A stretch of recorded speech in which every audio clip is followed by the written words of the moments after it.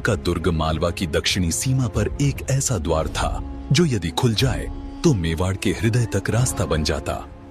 दो नदियों काली सिंध और आहू के संगम पर स्थित वह दुर्ग स्वयं प्रकृति द्वारा रक्षित था। ऊंची चट्टानें, चारों ओर जल और भीतर घना किला। मलबा के सुल्तान महमूद खिलजी द्वितीय ने इसी गागरोन को चुना। उसका विचार था, यदि गागरोन लिया तो राणा सांगा अपने आप झुक जाएगा। मालवा की राजधानी में सेना की तैयारी आरंभ हुई। घुड़सवारों को बुलाया गया, भाले और तलवारें निकाली गईं, हाथियों को सजाया गया, ढालों पर सल्तनत की निशानियां उकेरी गईं। यह तैयारी एक दो दिनों की नहीं थी। कई महीनों तक मालवा की धरती युद्ध की आहट सुनती रही। उधर मेवाड़ में राणा सांगा ने भी समय को व्यर्थ नहीं जाने दिया। जहां जहां राजपूत रक्त बहता है वहां तक संदेश पहुंचना चाहिए। गागरोन को हमारी आवश्यकता है। उन्होंने संदेश भेजे। मेवाड़, आमेर, बूंदी, ग्वालियर, चंदेरी, जहां जहां राजपूत रक्त बहता था वहां तक। यह केवल युद्ध का आह्वान नहीं था, यह अस्तित्व की पुकार थी। राजपूत सरदार अपने अपने दल लेकर चित्तौड़ की ओर बढ़े। कोई घोड़े पर, कोई पैदल, पर सभी के मन में एक ही बात थी, गागरोन यदि गिरा तो अगला क्रम हमारा होगा। राणा सांगा ने किसी को लंबा भाषण नहीं दिया। ये युद्ध भूमि के लिए नहीं है।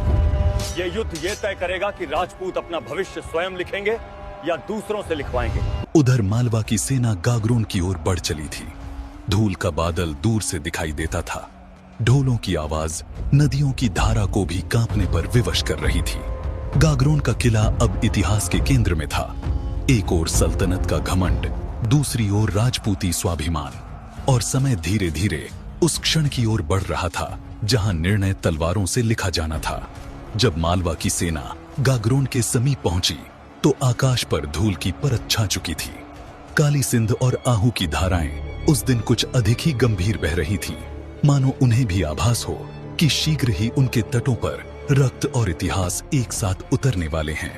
गागरोन का दुर्ग ऊंची चट्टान पर स्थित था। चारों ओर जल, पीछे खड़ी चट्टानें और सामने संकरे मार्ग। यह ऐसा किला था जिसे बल से नहीं, धैर्य से ही लिया जा सकता था। मालवा की सेना ने दुर्ग को चारों ओर से घेर लिया। घुड़सवार नदी के किनारे फैल गए। पैदल सैनिक ऊंचाइयों की ओर बढ़े।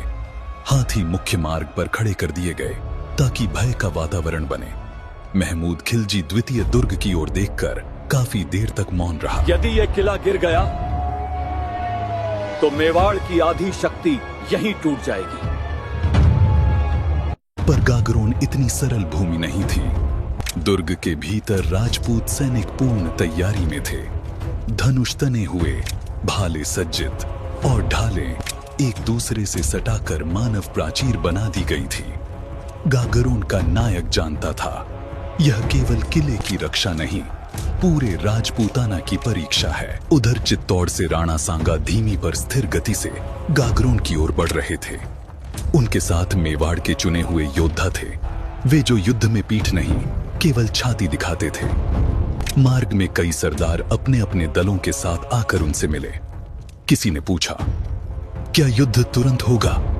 राणा सांगा ने केवल इतना कहा, युद्ध उसी क्षण होता है जब शत्रु धैर्य खो देता है। गागरोन के बाहर मालवा की सेना ने दुर्ग पर दबाव बनाना शुरू किया।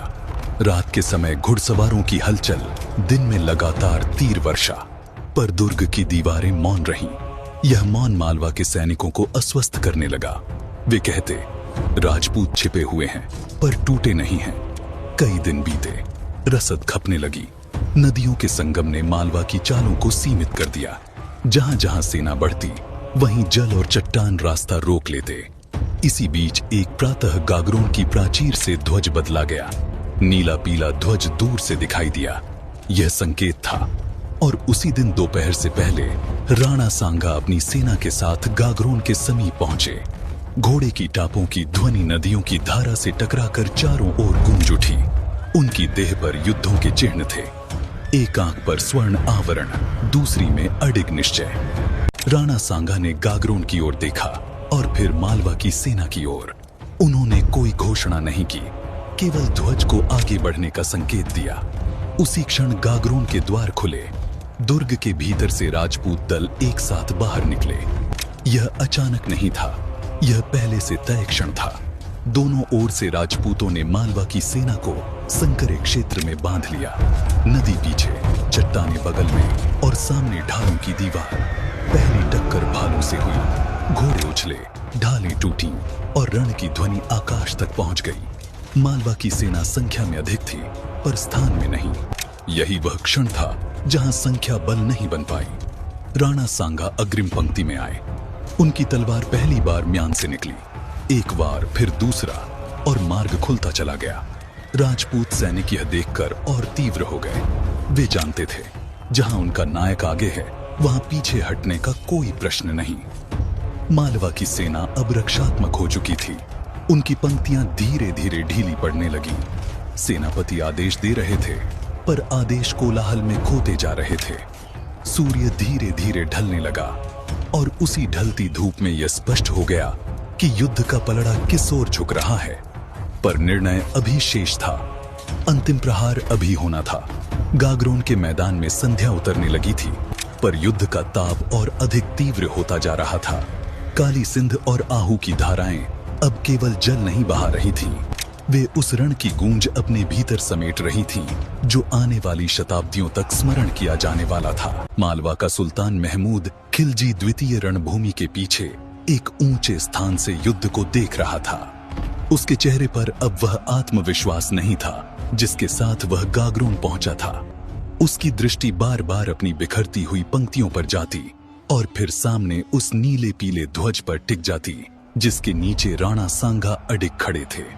महमूद खिलजी द्वितीय ने अपने अमीरों से कहा, सेना को समेटो, पंक्तियां ठीक करो, यह युद्ध अभी पलटा जा सकता है।